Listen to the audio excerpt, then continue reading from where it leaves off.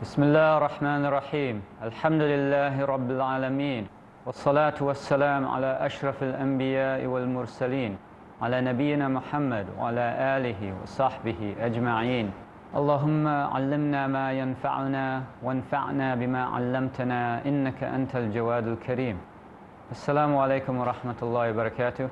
Welcome to another episode, inshallah this will be the last, in our series on Islamic finance. We talked in the previous two episodes something about the economic history of the world that got us to where we are today, and how Islamic finance developed, and particularly was spurred by the influx of wealth into the oil exporting countries, the majority of whom were Muslim, in 1973.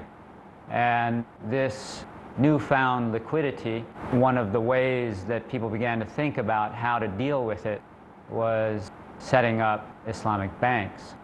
And because everybody loves money, even non-Muslim countries like England and Singapore, and the list continues to grow, they've become interested in Islamic finance.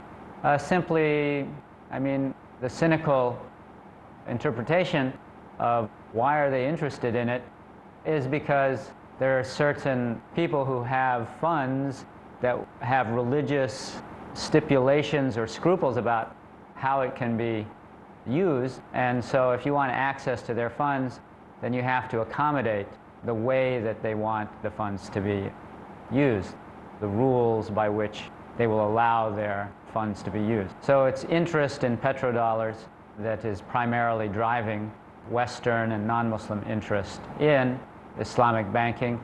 There is, however, a widespread understanding, realization in the capitalist world that there's something deeply wrong with this system that's running the world. So a die-hard capitalist like George Soros, he's a very, very wealthy man. He made all kinds of money off of betting on the currency markets, foreign exchange. He made a huge amount of money doing that over a period of decades. And he provided the seed money for a new foundation that is predicated on re-examining all of the assumptions upon which mainstream economics are based, and understanding that, wait a minute, these people who claim that they understood the way economies work, they didn't have a clue about what was about to hit them in 2008. One of the most arrogant statements that anybody's ever made was made by Larry Summers, who was at one time the U.S. Secretary of the Treasury. And he's from that core school of neoclassical economists. At one point he said, the rules of economics are like the rules of physics. There's only one set of rules that works in the whole world.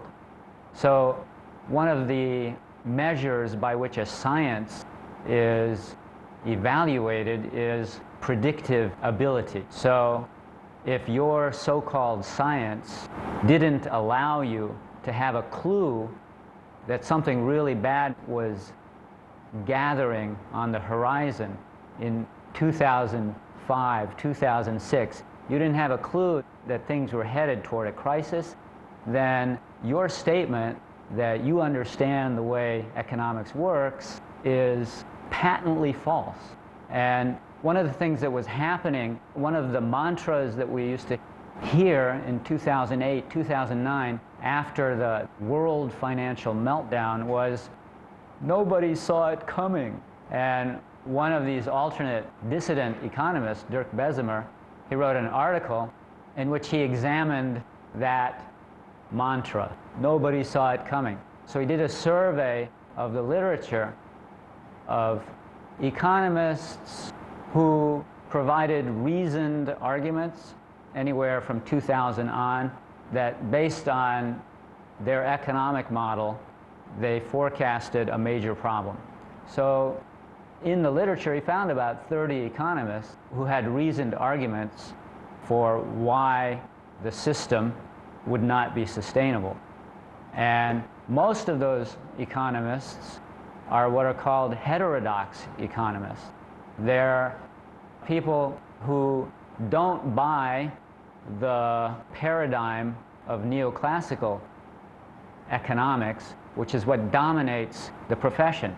And economics is an incredibly important science, quote unquote, because people who run countries, the #1 profession that they listen to as far as putting policies in place that affect everybody's lives, they turn to economists for advice on how to set up and run their regulatory systems that control economic activity. So the dominant school that has a stranglehold on the ears of the people who run the world politically, it's this school of neoclassical economics. So the way that system works is that if you don't adhere to the basic premises of that system and you're an academic economist, if you send an academic paper into one of those journals that's controlled by those people, it will be rejected out of hand. Your paper will not be printed in those journals. So what you have is this kind of a social consensus. This happens all in groups in every angle of the world, where there are people who are talking to each other and they reinforce each other's view of reality. So it must be right because everybody says so. This is the groupthink kind of mentality that was going on in economics. So one of the major premises on which this neoclassical economics is based is the idea that you don't have to model for debt in an economic system, because debt is simply a matter of a plus on one side is a minus on another. So in other words, if so-and-so has loaned money to this party, you know, Bank A has loaned money to Industry B, well, you know, there's now $1 million is owed to Bank A by Bank B. So this is considered an asset for the bank and is considered a liability for that industry. But $1 million asset balances out $1 million liability, so plus and minus, it totals out to 0. So according to these economists, you don't have to really model for debt in an economic system.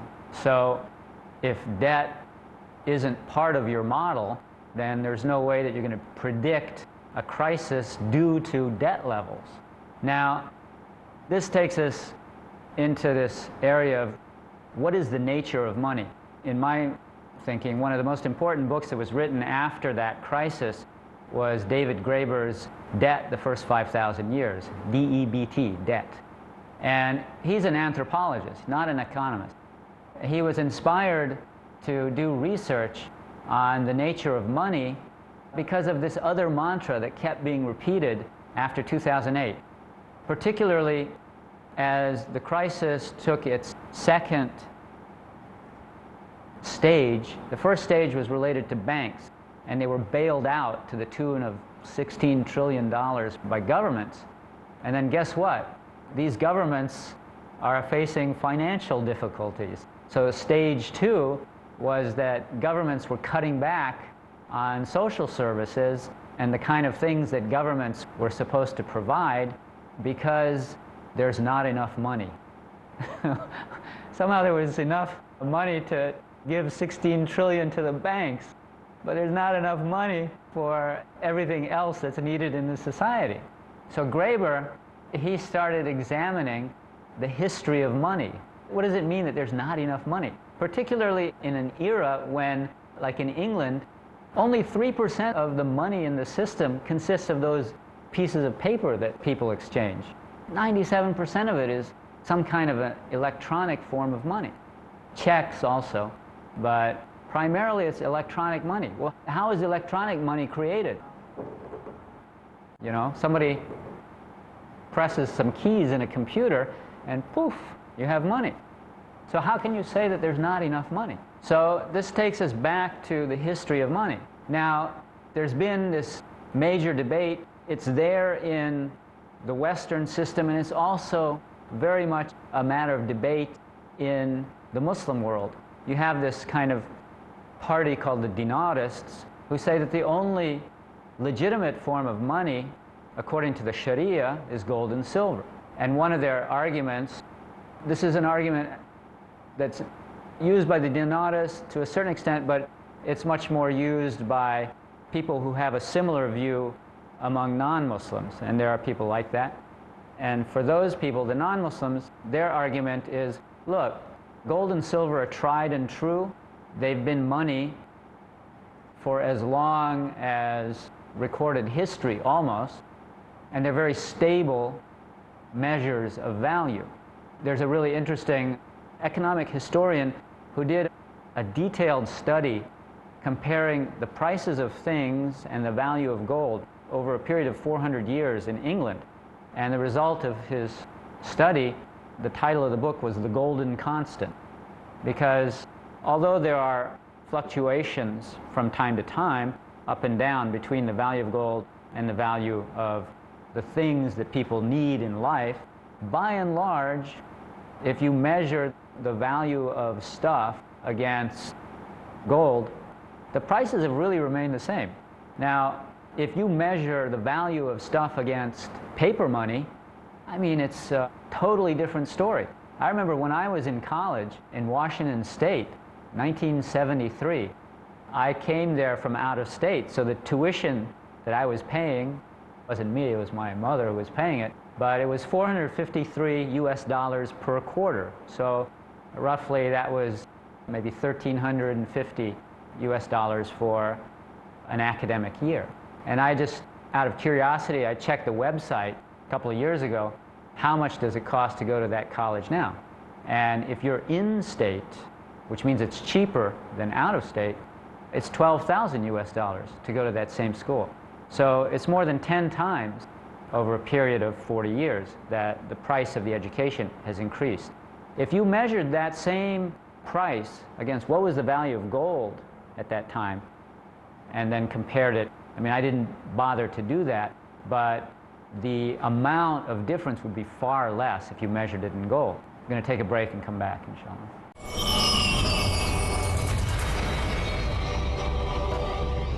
Islam came to promote the equality of all humans. There is no difference between a black and a white, Sheikh Qasim al-Hakim, an Arab or a non-Arab. And this was manifested by the Prophet ﷺ's teaching. striving for the oppressed, The first thing he did was to spread justice and fairness among all. guiding the misled wrongdoers, caring, forgiving, and humanitarian, saving people from hellfire. Allah tells us that He is the mercy to the world. Watch our unique series on the exemplary character of Prophet Muhammad, peace be upon him, who was indeed a mercy to the worlds. Tomorrow at 3 p.m. and repeat telecast at 1 a.m. Saudi Arabia on Peace TV.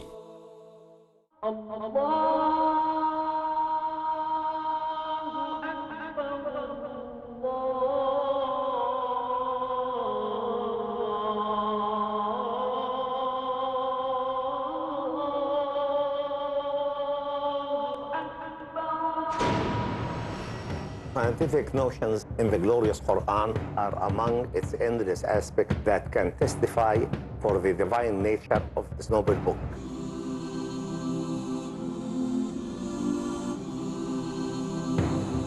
These scientific notions are probably the best addressed to the people of our time. I am Zaghlul al-Najjar. Please join me in this program to discuss some aspects of the scientific notions in the glorious Quran. سنريهم آياتنا في الآفاق وفي أنفسهم حتى يتبين لهم أنه الحق.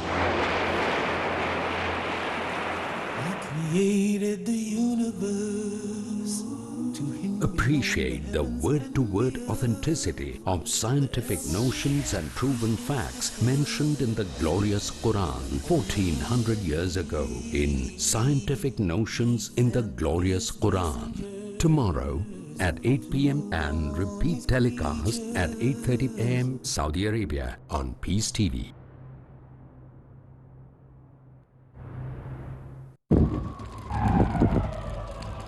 Dialogue.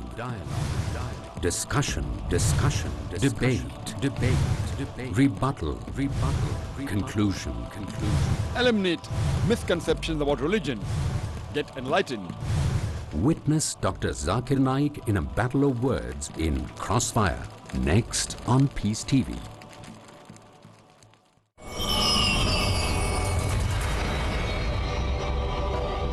Assalamu alaikum wa rahmatullah. Welcome back.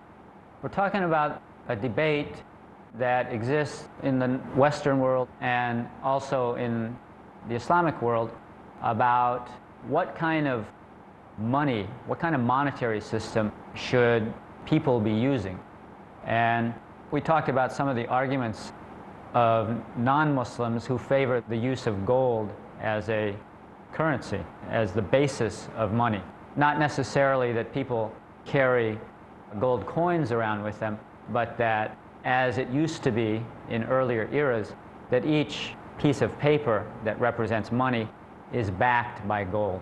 So if we look at some of the Muslim arguments with regard to that, they don't restrict themselves to rational arguments, as we mentioned earlier, about the original form of money and the fact that gold is a very stable measure of value as opposed to paper currency, which has inflation built into it.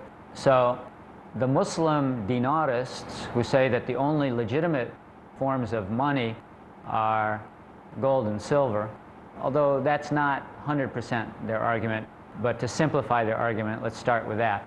So when they press this argument, then they also provide what is purported to be Sharia evidence for that position. So their position may not be wrong. There may be a basis for their view, but the way that they develop their Sharia arguments, or some of them, is defective, in my opinion. So let's look at the kind of evidence that's put forward in this regard. And basically, it all revolves around the fact that Allah mentions the use of gold and silver as media of exchange in the Quran. أعوذ بالله من الشيطان الرجيم in Surah At-Tawbah, وَالَّذِينَ يَكْنِزُونَ الذَّهَبَ وَالْفِضَّةَ وَلَا يُنْفِقُونَهَا فِي سَبِيلِ اللَّهِ فَبَشِّرْهُمْ بِعَذَابٍ أَلِيمٍ.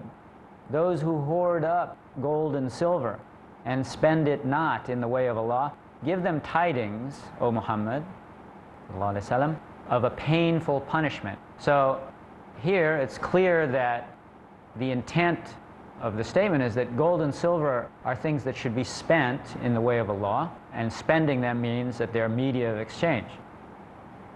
In another passage in Surah Al-Kahf, when the sleepers wake up after their sleep of more than 300 years, they're hungry, so some of them say, فَابْعَثُوا أَحَدَكُمْ بِوَرِقِكُمْ هَذِهِ إِلَى الْمَدِينَةِ فَلْيَنْظُرْ أَيُّهَا أَزْكَى طَعَامًا فَلْيَأْتِكُمْ بِرِزْقٍ مِّنْهُ. Now send one of you with this, your silver coin, to the city, and let him see what food is purest there, and bring you a supply thereof. Okay, now notice, so far, we don't see any commands here. These are descriptions, not prescriptions. So it's taking it for granted that there's something being used as money, and that something is being mentioned as gold and silver. Now the argument can be made, in my opinion it's a strong argument, that that's addressing people based on what they're used to. It would be excessively formal to say, those who hoard up media of exchange and do not spend them in the path of Allah, etc., etc., or to say, send one of you into the city with this medium of exchange.